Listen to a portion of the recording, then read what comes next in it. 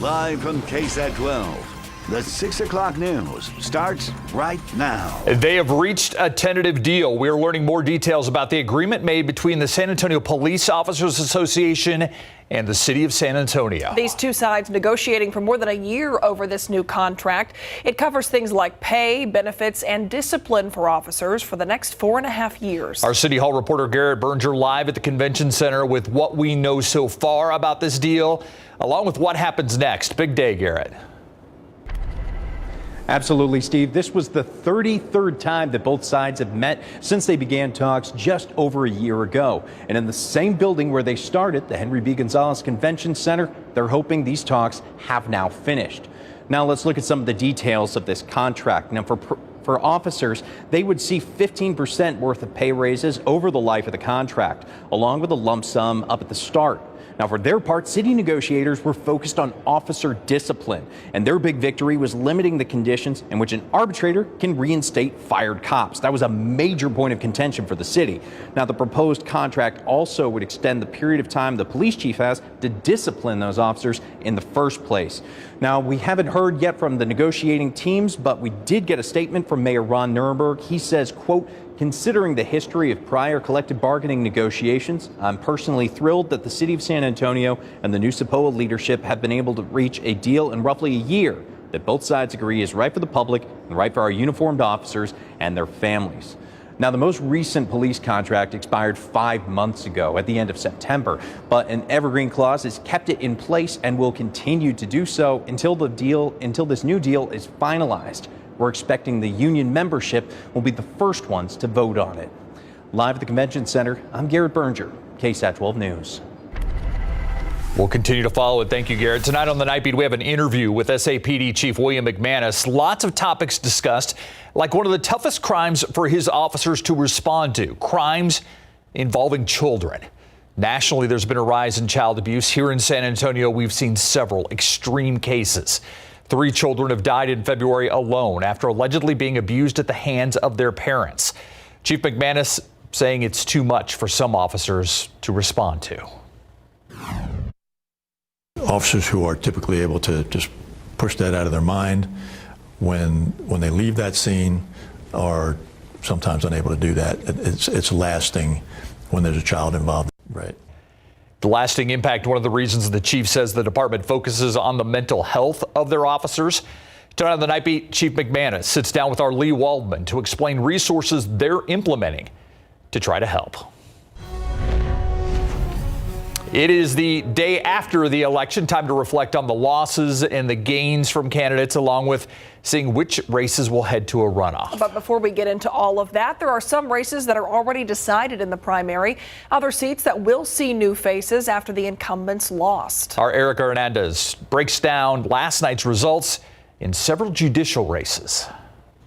226 District Court Judge Velia Mesa was at home with her family when she got the results. She had won her second term. I'm very honored by the support, not just of the voters, but also the people who come in front of me, the different agencies that I collaborate with. With no opponent in the general election, Judge Mesa's seat is secured, and she's looking forward to continuing her work in the 226. A lot of people don't know how critical a district court is for public safety. There is a role that I play in public safety for Bexar County, and it's something that I take very seriously. But it wasn't all good news for some incumbents. About 5 of them actually lost their seat and won't be serving another term. Those races included the 289th District Juvenile Court, Bexar County Court at Law Number 2, Bexar County Court at Law Number 5, Bexar County Court at Law Number 7, and Bexar County Court at Law Number 10. Each of those courts will now for sure have a new judge after November's general election, which is one that Judge Mesa hopes voters still take seriously, especially the judicial races. These are very important races. They need to go all the way through the ballot, and they need to make a deliberate effort to understand what judges do and to vote for the best person in that race. The general election will take place on November 8th. Erica Hernandez, KSAT 12 News. Now, runoff elections will be the focus, for the next 2 weeks, with 2 races that everyone will be wondering about. The first being who will get the Democratic nomination for Congressional District 28. Neither candidate last night secured 50% of the vote. There was a difference of 800 votes between each. Jessica Cisneros saying that she's confident, though, she will unseat Henry Cuellar, the 9-term incumbent. We have to be very strategic about how we're using our resources and making a comprehensive plan to target voters. Obviously, if I had the $2 million right off the bat, the way that Henry Cuellar did, I would be, trying to run the most sophisticated kind of voter outreach possible.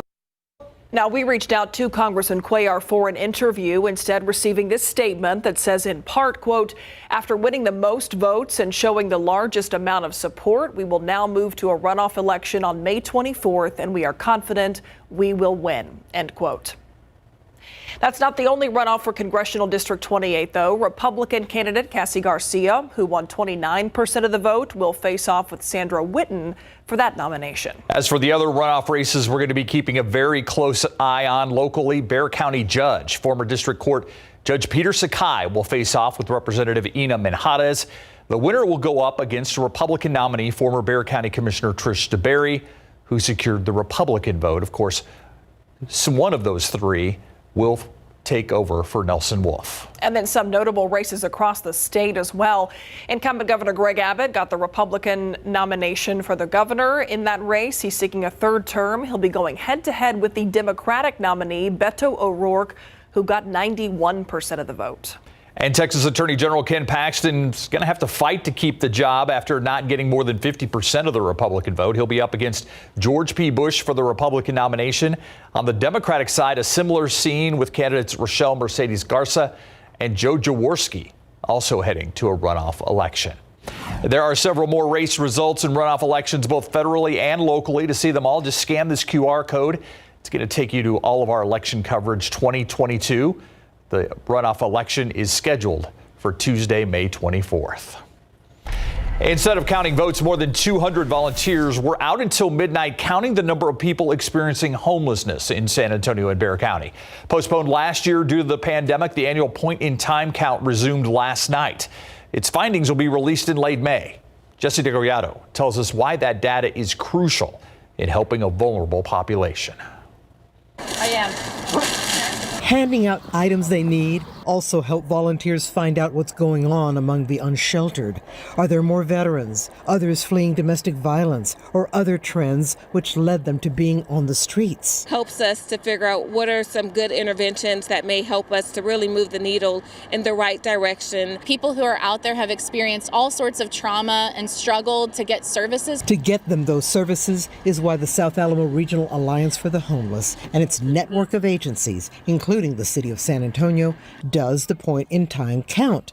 The data collected on a mobile app will be used in planning and funding the needed programs. For instance, ground was broken last year for a community of tiny homes with a service center for those 50 or older with long-term disabilities. Much more still needs to be done, they say, in terms of additional supportive housing, as well as medical respite care for those with severe needs. But there's been some change. Especially with the city expanding services through mental health providers such as myself. Baker says other city council districts are doing the same. Developing new and better ways of helping, they say, starts with a tried and true approach, meeting people where they are. Because we have seen transformative things happen when we take that approach. Jesse DeGollado, KSAT 12 News. Switching gears, what can you expect from Fiesta this year? More fun, more games, and more money raised. At least that's the hope. Fiesta officials took time today to give a preview of the Party with a Purpose. Fiesta runs from March 31st to April 10th. This will be the first time since the COVID pandemic hit that Fiesta will go on at its usual time. There will be 93 events this year, most of them being cashless. Fiesta is just 29 days away. Today marks Texas Independence Day. There have been generations of stories told of the people who fought at the Alamo. But for so long, the impact of Tejanos during and even before that battle has largely been unknown. That's changing. RJ Marquez tells us about these Tejano families and their legacy during the Texas Revolution. Nearly 150 years before the historic Battle of the Alamo, the first Tejano families built the foundation of South Texas for several generations. The Tejanos built the first roads, certainly the first cities, communities. Local historian Rudy Rodriguez says the idea that this area was the wild frontier was not necessarily the case. Right across from the Alamo, there was a vibrant community and culture.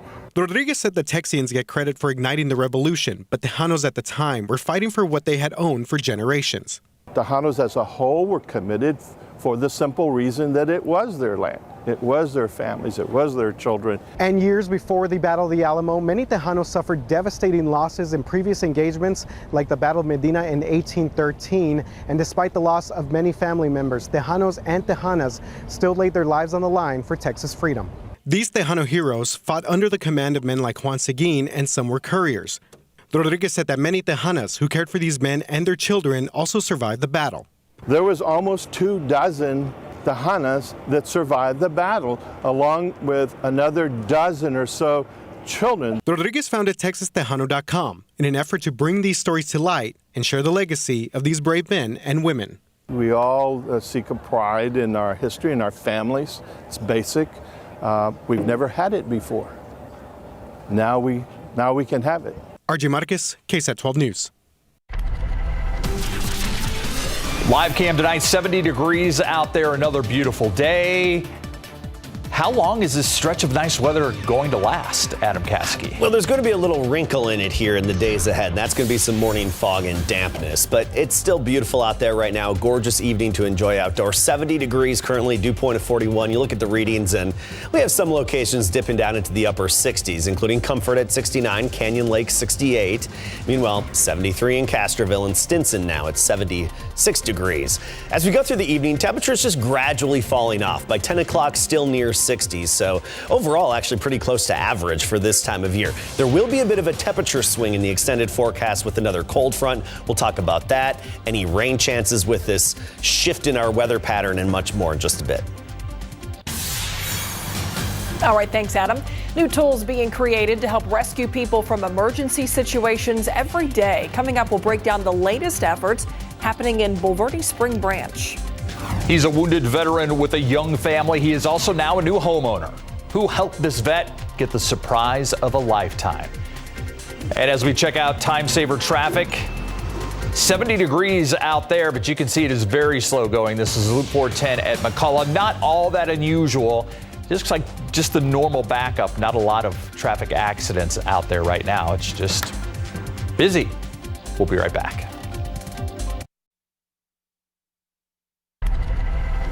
A military hero and his young family seeing their new home for the very first time today. And it was all a big surprise from a nonprofit that builds houses for wounded veterans and first responders. And Courtney Friedman brings us the family's heartwarming reaction. Tears of joy from mom and dad and screams of excitement from the kids. A new home for true heroes. Retired Marine Jonathan Stevenson was injured in Afghanistan by an IED. After about a year of trying to save my left leg, below the knee amputation, my left femur was broken in half.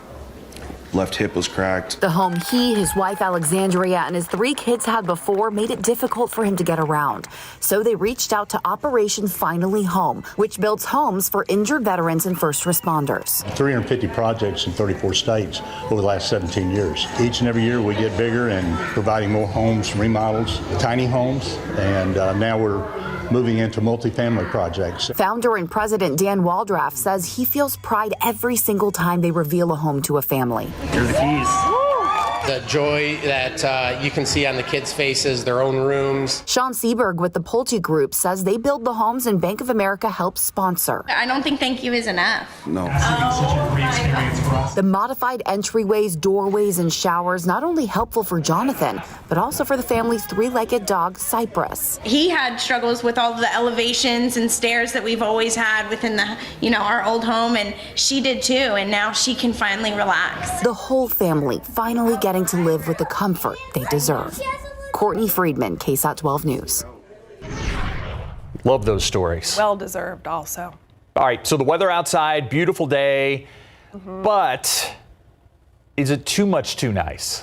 You know what I'm saying? Like, do we need some rain out there or something? I think we do. We absolutely do. But, after the low clouds and cold we had much of last week, let's just enjoy some of this sunshine while we have it. Okay. It's fine. But, yes, we're on the lookout for some rain. And, unfortunately, the pattern really isn't going to favor it a whole lot. We'll get into that in a moment. 40 this morning, 74 degrees the high temperature. The average low is 49. The average high is 71. We did make it to 80 in Cotulla, 77 Del Rio, and even low to mid-70s in the hill country today. All right, let's talk temperatures. There's actually going to be a cold front in the extended forecast. It's going to give us a bit of a temperature swing. You look across the state right now, it's comfortable. It's pleasant. 60s and 70s. El Paso 77. Brownsville right now 71 degrees, Dallas area at 72, and we've got some readings in the upper 60s around here, but by and large low to mid 70s, including 72 Uvalde and Hondo. Tomorrow morning, the temperature's not quite as cool. We'll be in the upper 40s, which is average for this time of year, so a seasonable day tomorrow. 46 Uvalde in the morning, 48 New Braunfels and San Antonio. Then by the afternoon, we get well into the 70s once again with some sunshine, of course. Del Rio, though, making it up to 80 tomorrow. Actually, the closer you are to the Rio Grande, the higher your odds of hitting 80 tomorrow. And look at the temperature trend. Even around town, I think we'll make it into the lower 80s this upcoming weekend. But then early next week, we see that bit of a temperature drop because of a cold front that hits on Monday. So 82 should be the warmest on Sunday. Then we drop down to 62 early next week by Tuesday. And you're going to notice some humidity back in the air, especially by the weekend as well. It's not necessarily muggy out there right now. I mean, dew point's near 40. This is the kind of air we would love to have in the middle of summer for just a quick break from humidity. But we will see an increase in the mugginess, and that's going to lead to a trend actually of some morning fog, drizzle, and just overall dampness up through about the noon hour starting tomorrow, but especially Friday, Saturday, and Sunday. That's when it should be the thickest, the fog and even the drizzle. Here's our futurecast for tonight. Just some mid-level clouds, and then by early tomorrow morning toward dawn, right when the morning commute kicks in, we'll probably have some areas of fog. This is 7:30 a.m., showing the visibility's reduced down to a few miles in some locations, but then that fog quickly burning off and we'll have a lot of sunshine by the noon hour. And I do think the fog is going to last longer and be thicker for Friday, Saturday, and Sunday mornings. So just something to keep in mind if you venturing out, of course, for the morning commutes, but even this weekend for any early morning travel. Mid-level clouds off to the north of us, and even some of them hitting us, should make for a good sunset. They're all in advance of a very weak disturbance that's moving through West Texas. A stronger one is out over the Pacific, this big dip in the upper level flow.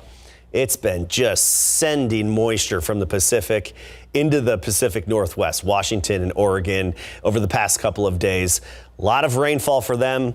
This pattern is going to shift for us. We'll see a bigger dip in the upper level flow near us, but not quite close enough to us to really give us the kind of lift and energy that we need to get the kind of rain that we're looking for. We need these upper level disturbances, these dips in the upper level flow. We need them to drop down into northern Mexico to really give us a good push of energy. But as you can see, that's just not going to be the trend. But at least some other folks who need rain in the western U.S. are likely to get some from that pattern.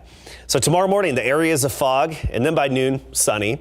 48 in the morning, 75 by the afternoon, and into the weekend, the morning temperatures will be on the rise as well. You'll notice that humidity Saturday and Sunday. Morning temperatures as a result, low to mid 60s, but then we see that cold front next week. With it, unfortunately, just a 20 to 30% chance of a few showers Sunday into Monday. And then mornings right now at least staying above freezing with that cold front closer to 40. Some chance of rain there. All right, thanks, Adam. All right, does the name Sean Payton haunt the Cowboys' current coach? Well, in this case, probably looking over his shoulder just about every other week because he's now available, so to speak, because remember, he retired, resigned, whatever you want to call it, from the New Orleans Saints. When we come back, you'll hear more about that. And what are the Texans going to do with Deshaun Watson? Coming up next.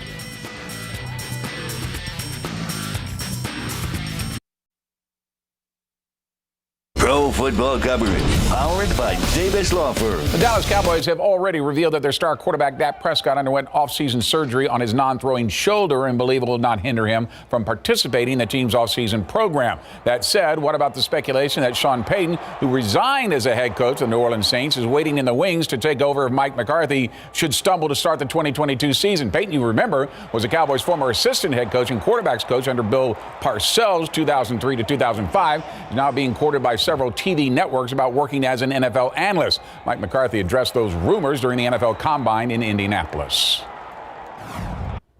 I mean, it's a narrative I don't want to be a part of. I don't think anybody want to be a part of it on either side of the fence. You know, in fairness to Sean, he's being asked the questions, but, you know, nothing good comes out of that.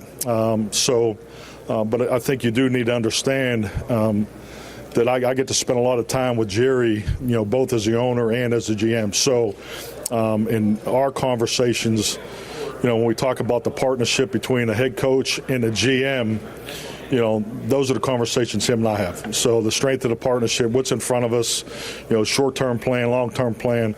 Obviously, we got some big decisions here to make with our roster, all those things. So, I mean, he addressed it. You know, we laughed about it and moved on. All right, meantime, the Houston Texans have bigger fish to fry. General Manager Nick Caserio has some tough decisions to make. First, who will be the Texans' first pick at number 3 overall in the NFL draft? And what do they do with quarterback Deshaun Watson? Right now, the Texans are asking for 3 first-round draft picks and 2 second-round draft picks for their franchise quarterback. But with Watson facing 22 civil lawsuits from women who claim he sexually assaulted them during massages, not to mention a possible criminal charges, as a grand jury is hearing the case and expected to have a ruling on April the 1st, and an NFL investigation that could lead to a suspension. What did the Texans do with Watson when the league season opens on March 16th? I would say that situation, you know, we've talked about this with our group. I mean, we're day to day, you know, in terms of handling that. So once the information becomes more relevant or prevalent, then, you know, we'll handle it accordingly. I mean, my philosophy from the beginning has always been to do the right thing by the Houston Texans organization, and we're going to continue to do that here, you know, moving forward. And if the situation with Watson, who missed all of last season, continues to drag out, there is some speculation Houston may be forced to just cut Watson. The defending Class 3A state champion Cole Cougars look just as dominant this season as they did last season. Cole dispatched Blanco in the 3rd round of the Class 3A playoffs last night, 78-41. Trey Blackmore led the way with 23 points, while fellow senior guard Silas Livingston added 21. Cole hasn't lost a game since the turn of the new year and has won all 3 of their playoff games by double digits. Still, even with high expectations, how does it feel advancing to the regional tournament for the 5th consecutive season? It's big, you know, to get back to where we're at, to where we made it last year. The ultimate goal is to win state, though. From last year, we had a lot of experience, and we know how important it is to play complete 32 minutes of the game, and it shows today. The confidence is there, but I feel like everybody's coming against us. You know, I think this has been the hardest one. I feel like people are coming at us every game. People are playing their best game. So it's really good to see us play this kind of way at this point in the season. Cole will take on Corpus Christi London in the regional semifinals this Friday at Seguin High School. Remember, Cole is a school that Shaq put on the map when he took them undefeated at the state championship. Yeah, they have a legacy. Yeah, that's a few years ago. Yeah. Really? Yeah. Thanks, Greg. Our KSAT Q&A is next. It was an interesting night that went into the interesting morning for some of the candidates last night on Election Day that turned into election morning, especially here in Bexar County. I don't think we went to 100% in Bexar County until it was certainly after 1 o'clock. Yeah, closer to 2. Yeah. Patrick Svitek is the political reporter at the Texas Tribune. He covers a lot of the state issues. Patrick, I know today that you were very involved in the governor's race and kind of what we learned last night, but is there something that stood out to you last night about the elections that you were covering? You know, I was a little surprised by how decisive some of the results were for Republican incumbents who won their primaries outright. I think the governor is a good example of that. He ended up winning his primary outright by, I think, 67, 68, 69% of the vote. I think a lot of people expected him to win outright. They just were looking to see how big that vote share would be. And I think that's the kind of decisive victory that he was looking for. Obviously, he dealt with over the past year, he dealt with a lot of criticism from inside his party. And, you know, this was really an opportunity, I think, to deliver a knockout punch to some of those critics inside his party. And I think that vote share really was resounding in that way. So what are you looking at going ahead here now that we know for sure it's going to be a race between Abbott and Beto O'Rourke? In terms of the campaigning, I mean, it's really been those two for a while, but now that it's official, is there something you're expecting to see from either side? You know, Greg Abbott's campaign held a conference call with reporters this morning, and their top message was that they're planning to campaign very, very aggressively against Beto O'Rourke in this general election. And so I'm waiting to see kind of what form that takes. You know, they said they're planning to spend, you know, over $100 million in this general election battle against Beto O'Rourke. I'm assuming a lot of that will go toward a field program, toward TV ads. But I'm also interested to see how much we're going to see the governor out on the campaign trail. In the past kind of 2 months leading up to this primary, he held over 60 campaign stops, which is a pretty active pace by his standards. And so I'm interested to see if that pace continues for him in the general election. Obviously, we know Beto O'Rourke is a proven campaigner, as someone who went to all 254 counties in 2018. And so we know that he'll be out there a lot. You know, Patrick, I'm a big fan of the Texas Tribune and your work. We have a partnership with us here, with you guys here at KSAT. One of the things I noticed on your Twitter today was you talked about the fact, and this caught my attention, that his political consultant said that Governor Abbott may not debate Beto. That's a bit of a surprise to me, considering 4 years ago he debated Sheriff Lupe Valdez, who really was not a threat to him. I mean, in the poll, if the polls are to be believed, at least it seems Beto's closer in that race. Yeah, the governor's top political advisor, Dave Carney, when asked if the governor would debate Beto O'Rourke, said if the race is competitive, probably. If the race isn't competitive, probably not, which is how a lot of political consultants think, but usually they don't say it out loud like that. And so I think that was kind of an interesting moment of candor from him. But, that is typically the political strategy. If you feel like you're ahead in a race by a comfortable margin, there's no reason to elevate your opponent and provide a forum where you could make a mistake or where they could attack you and look good doing it. And so it didn't necessarily surprise me that's the strategy. It just was a little amusing to me that they just said it out loud like that. Let's talk about a race that was not decisive last night, the race for the U.S. congressional seat in District 28 between incumbent Henry Cuellar and Jessica Cisneros. This was separated by 800 votes. What does that signal to you about voters last night in that district? Look, I mean, I think that outcome, tells us that we're going to have a very hard fought runoff in this district. And I don't think it's going to be one of those runoffs where, you take a break of a few weeks and you kind of reset and you kind of come out with a new campaign message. I think both these candidates, Cuellar and Cisneros, are going to pick up right where they left off with the same kinds of attacks. We're going to be hearing more from Cisneros about how Cuellar is corrupt and he's got this ethical cloud over him due to this FBI investigation. We're going to be hearing more from Cuellar about how, Cisneros is allegedly hostile to oil and gas jobs and to law enforcement. And so, I think that this is going to be a real slog of a runoff. And like I said, I don't think there's going to be much of a break or a reset. I think we're going to pick up right where they left off on March 1st. Is there somebody you think benefits from a runoff in this? Because we know that voter turnout in runoffs, it's different than the first go round. Typically the insurgent candidate, has some advantages in a runoff by having more time to campaign, more time to build their name ID. But this is kind of a unique case. I mean, Jessica Cisneros, this is her second time running. She ran with national support, national money last time. She's running with national support, national money this time. So she's becoming quite a known entity. She is technically the insurgent here, but she's got a very sophisticated and serious campaign operation. And so typically you'd think maybe a candidate like her could benefit from having more time to make the case against an incumbent. And I'm sure she sees it that way. But you got to keep in mind, she's running a very serious campaign at this point, very sophisticated campaign. And she may be underfunded, but it's a very professionalized operation nonetheless. Do you think Texas Attorney General Ken Paxton got the opponent he wanted for this runoff? I mean, in the final days, it was not only George P. Bush going after Eva Guzman, but it was also the sitting Texas Attorney General going after her, which seemed odd to me. Yeah, I think he got exactly the opponent he wanted. I mean, if you looked at his public comments in the lead up to the primary, he was talking a lot about, if I have to go to runoff, I think it's going to be against George P. Bush. He's said I've faced people in runoffs before, like George P. Bush.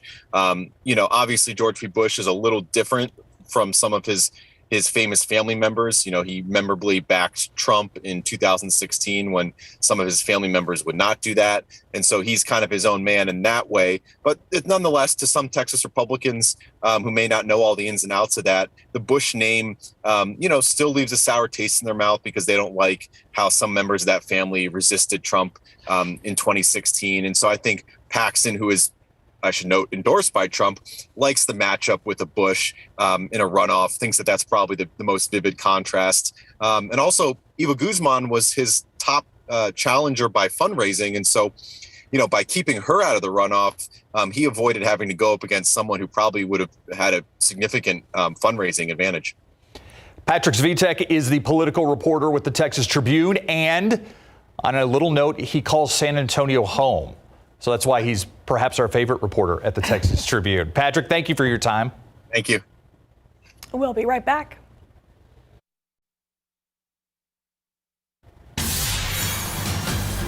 The Bulverde Spring Branch EMS respond to emergency situations at both the Guadalupe River and the opening of Canyon Lake.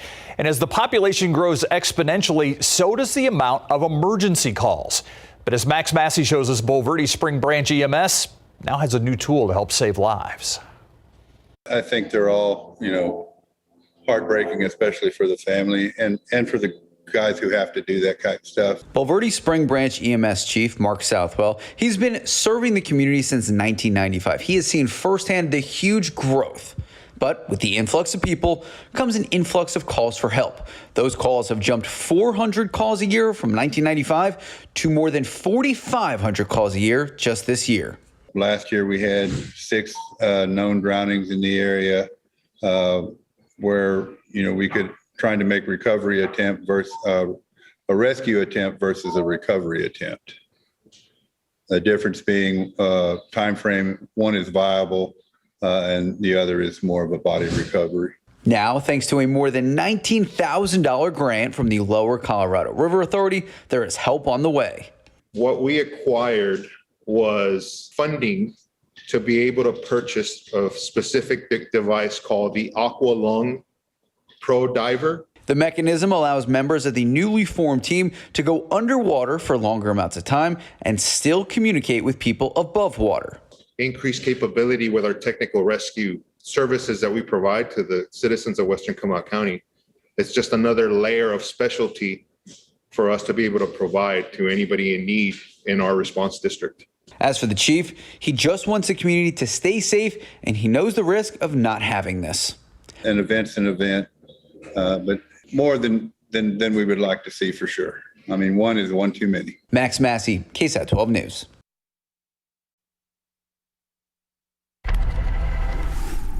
In the buzz, it's Ash Wednesday, the start of the Lenten season. For those who celebrate, it's a time for fasting, repenting, and reflecting on mortality in the weeks leading to Easter Sunday. After service or mass, church attendees are invited to receive ashes on their forehead, often in the shape of a cross pattern.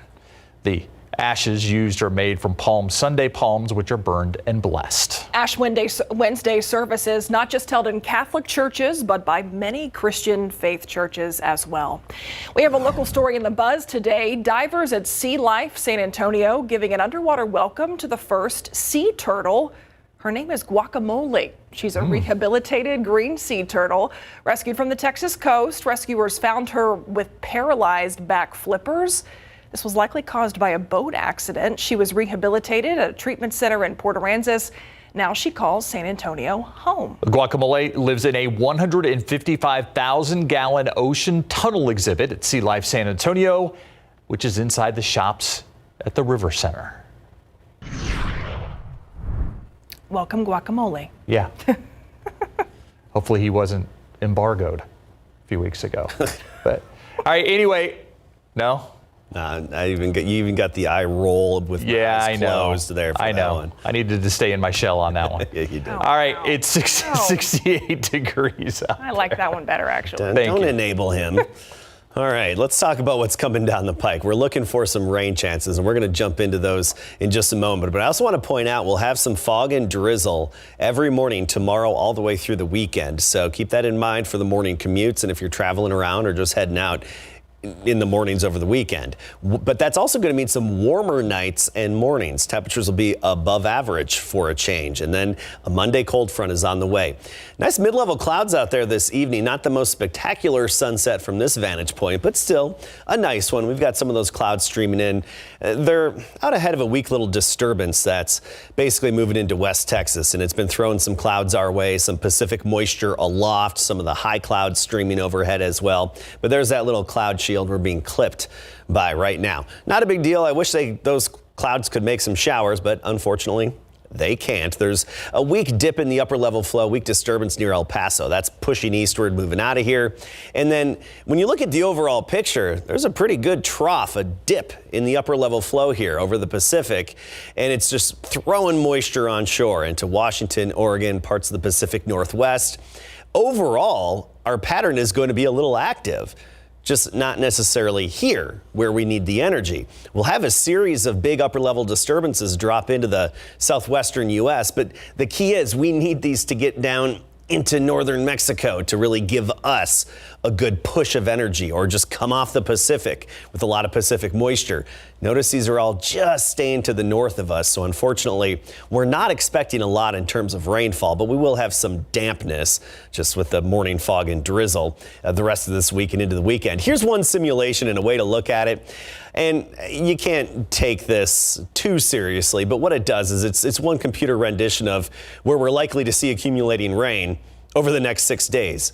And notice it's many other places, just not necessarily a whole lot here.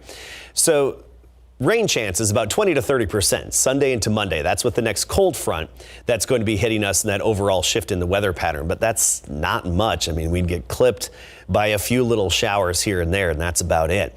As for temperatures, they'll be changing too. 70 degrees right now, dew point of 41. And it's not muggy outside. Dew points, for the most part, around 40 degrees and in the 40s. So there's a lack of real stickiness outside, but doesn't matter. The air temperature is going to drop down to that dew point tonight. That means the air becomes saturated, and that leads to the fog. Here's our future cast for visibility. Tomorrow morning, a little before sunrise, we should start to see the fog settle in and develop, and we should have visibilities down to maybe a few miles for a good portion of our area. That's just around the early morning hours. Then later in the morning by say 9-10 o'clock, that fog burns off and we'll have a lot of sunshine. But the humidity continues to increase Friday, Saturday, and then peaks into Sunday. You'll really notice the stickiness by the end of the weekend. That added moisture is going to lead to a pattern and a trend of damp mornings with that drizzle, the nuisance moisture, the nuisance drizzle. Nothing that really is meaningful or beneficial, unfortunately. As for temperatures now, some upper 60s, low 70s, Canyon Lake 67, 71 Pleasanton tomorrow morning. Most of us in the upper 40s, so actually average for this time of year. Upper 40s to start the day, then by the afternoon we make it well into the 70s, even closer to 80 along the Rio Grande. Von Army about 77, New Braunfels 75 tomorrow afternoon. After that morning fog, we'll have a lot of sunshine, a light southeasterly breeze kicking in, and then notice that temperature drop next week with that cold front back to 70 on Monday, and then lower 60s Tuesday and Wednesday. And by the way, no freeze expected from that cold front as of now. Can I blame the pollen count for this scratchy voice I have? Maybe. Oak Okay. just made an appearance yesterday. Okay. Just hang in there. Oak. We're almost home. We'll be right back in case you missed it coming up next.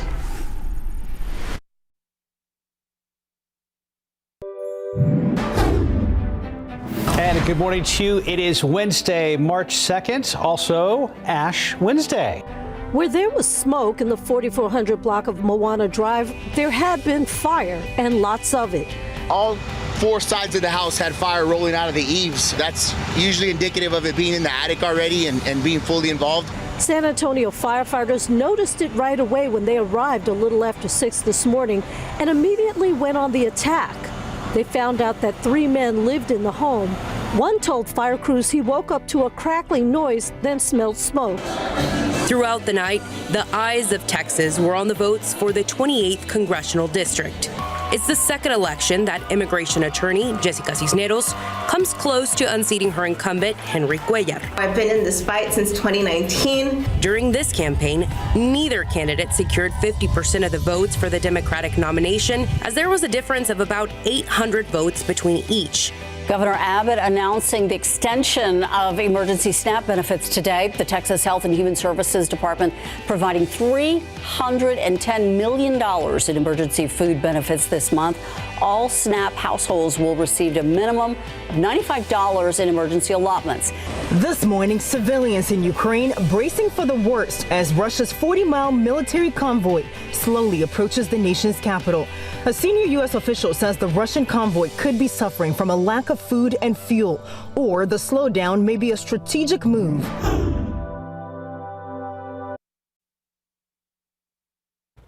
Some fog for the morning commute tomorrow at 48 degrees, then afternoon sunshine mid-70s. Even thicker fog, I think, Friday, Saturday, Sunday mornings, but temperatures on the upswing. I mean, we're talking mornings in the 60s and afternoons near 80 this weekend. Then we do cool off next week, back down in the lower 60s by Tuesday. Only a 20 to 30% chance of a few showers Sunday and Monday.